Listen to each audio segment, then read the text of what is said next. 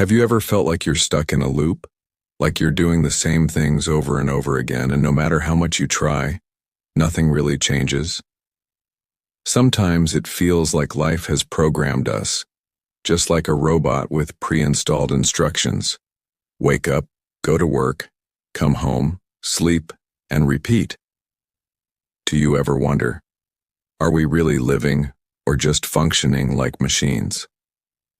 The truth is, most of us don't even realize that we've become a part of this cycle. We rarely pause to think, is this really what I want? Instead, we follow the crowd, believing that if everyone else is doing it, it must be the right thing. But what if there's another way? What if we could break free and unlock our true potential? Today, in this audiobook summary, we're going to explore how to become more productive, how to tap into the true capabilities of our minds, and how to break out of the patterns that hold us back. This book will help us escape the robotic life and start thinking like real human beings again. It will teach us how to make better decisions every day and take control of our lives. Sounds exciting, right? But first, let me ask you something. Have you ever wondered why we feel safe in a crowd but vulnerable when we're alone? Our ancestors survived by staying in groups. It was simple. If you saw your group running away from danger, you ran too. No questions asked. Imagine you're walking in the jungle, and suddenly, the people around you start running. Would you stop and think, or would you run for your life? This instinct is still within us. That's why, when we see a crowd gathering around an accident, we feel the urge to stop and look. It's not that we need to know what happened, it's just human nature to follow the crowd. But here's the problem. This same instinct makes us believe that if many people are doing something, it must be the right thing to do. Ever noticed how trends work? If all your friends start wearing a new fashion style or following a new social media trend, you feel the pressure to do the same. It's the same reason why companies use influencers to market their products. They know that if enough people follow a trend, others will follow blindly. And it's not just about fashion or marketing. We even think like the crowd. Have you ever been in a classroom where the teacher asks, "Who did this?" and everyone stays silent, even the ones who know the answer? The fear of standing out, of going against the group, stops us from speaking up. We see the same thing when people don't question popular beliefs, even when those beliefs don't make sense. Why? Because questioning means stepping away from the crowd, and that's scary. But here's something even more fascinating. Have you noticed how we act when things are out of our control? Imagine you're stuck in traffic. You honk your horn repeatedly, even though deep down you know it won't change anything. It's the same reason why we keep clicking on a slow-loading website hoping it will load faster, or why we shout when lifting something heavy as if yelling will magically give us super strength. It's just our way of trying to control the uncontrollable. We love to believe we are in control of everything in our lives. But the truth? We control very little. Think about the last time you failed at something. Did you blame the situation, bad luck, or other people? Now think about the last time you succeeded. Did you give all the credit to yourself? Most of us do. When things go well, we say, "I worked hard." But when things go wrong, we say, "The circumstances weren't right." Sound familiar? It's called the self-serving bias. Studies show that people overestimate their abilities in almost everything. In one study, 93% of people believed they were better than average drivers. But logically, only 50% can be above average. The same happens in workplaces. Most people think they are better than their colleagues even when the results say otherwise. And when we are judged, if the results are in our favor, we believe they are accurate. But if they aren't, we think, this test must be wrong. So how do we break free from this cycle? How do we truly grow and improve? The first step is self-awareness. Instead of assuming we're better than we actually are, we need to ask for honest feedback.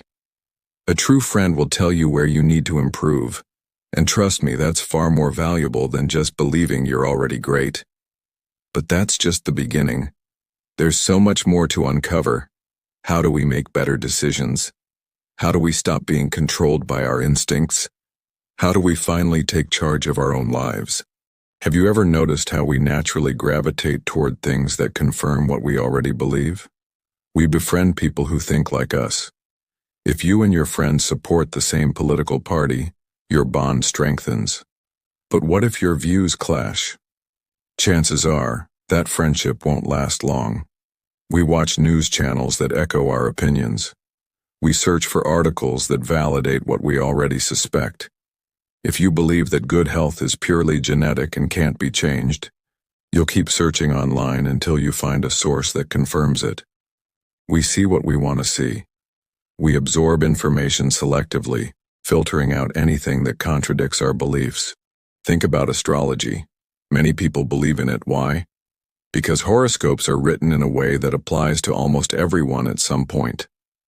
When life aligns with their forecast, their belief strengthens. But have you ever questioned it? To break free from this cycle, try exposing yourself to opposing viewpoints. Challenge your own thoughts. Ask yourself, what if I'm wrong? It's uncomfortable but necessary. Movies. Who doesn't love them? Many people watch one every day, yet claim they have no time for reading. Ask someone to spend just 30 minutes a day with a book, and suddenly it feels like a chore. We know reading can transform us, yet we avoid it. Why? Because we crave excitement. We seek drama. When a crime occurs, do we question the legal system, the role of law enforcement, or why people feel emboldened to commit crimes? No. We consume crime stories as entertainment. News outlets understand this and package information like a thrilling story, drawing us in. It keeps us hooked, but does it help us grow? We also tend to trust unlikely events over everyday realities. Suppose you're about to take an exam and someone whispers that the paper might be leaked. Do you dismiss it? Probably not. You immediately assume it's true because the possibility excites you. Doctors face a similar issue. Rare diseases have symptoms similar to common illnesses. If they fixate on the rare, they might overlook the obvious. That's why medical training emphasizes diagnosing common conditions first. But do we think this way in our daily lives? Hardly. Scarcity drives desire. Gold and diamonds are expensive because they're rare. Anything that's exclusive makes people feel special. Marketing experts use this against us. Limited time offer. Only a few left, and suddenly, we feel an urgency to buy. It's human nature. We compare everything. If you see two identical products at different prices, you assume the pricier one is better. But is it? Not necessarily. Do you believe you can multitask? If yes, you're mistaken. Studies show we can only focus on one task at a time. You can't truly listen to two people at once. You can't concentrate on two different things simultaneously. The illusion of multitasking is just rapid switching, and it reduces efficiency. Harvard researchers proved it. So what else have we been fooling ourselves about? Are we really making our own choices, or are we just following patterns without realizing it? Think about it. Imagine a group of students watching a video where people in white t-shirts are passing a basketball. Their task is to count how many times the ball is passed. While they are completely focused on counting, something unusual happens. A person dressed in a gorilla costume walks into the scene, beats their chest, and then exits the room. Surprisingly, most students do not even notice the gorilla. This experiment shows how our attention works. We focus so much on one thing that we fail to see something unexpected happening right in front of us. Our attention is selective and depends on various factors. When we listen to a long speech or read a book, we tend to remember the beginning and the end more clearly than the middle portion. You can test this yourself. Try recalling what you just read, chances are you remember the first and last parts better than the details in between. Interestingly, if a long time passes after reading something, the last section of the content is usually remembered more clearly. This is why, after finishing a book, people often recall the conclusion better than the middle chapters. Many believe that humans are the only species capable of thinking and understanding. While it is true that we have great intelligence, we often do not use it to its full potential. When forming opinions about something, we rely heavily on personal experiences. If we have a bad experience with something, we are quick to label it as bad without considering other perspectives. Ideally, before making judgments, we should weigh both the positives and negatives of a situation. But in reality, we often make decisions based on our first thoughts and emotions rather than logical reasoning. For example, if someone asks whether packaged food is good or bad, many people will immediately assume it is unhealthy. The words packaged food trigger thoughts of artificial chemicals and preservatives that might be harmful. However, we often overlook the fact that many companies test their products for safety and quality before selling them. They have quality certifications and follow health standards. But our minds are trained to focus on negative information first, influencing our decisions without considering all the facts. This way of thinking can be challenging for a jury in a courtroom. In legal cases, both sides present their arguments, and a jury must remain neutral while analyzing the facts. But, like everyone else, jurors may have personal biases. They might be unconsciously influenced by how a person looks, speaks, or presents themselves rather than solely by the evidence.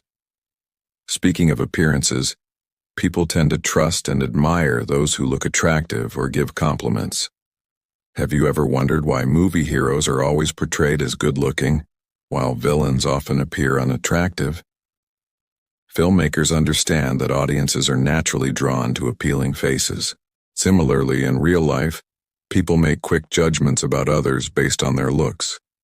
Research has shown that attractive people are more likely to get hired in job interviews and even receive better grades in school. Historically, biases related to appearance have played a role in racial discrimination, where lighter skin tones were considered superior in many cultures. Such deep-seated mental patterns have existed for centuries and continue to influence our perceptions today.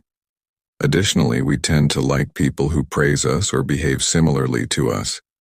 This tactic is often used by salespeople.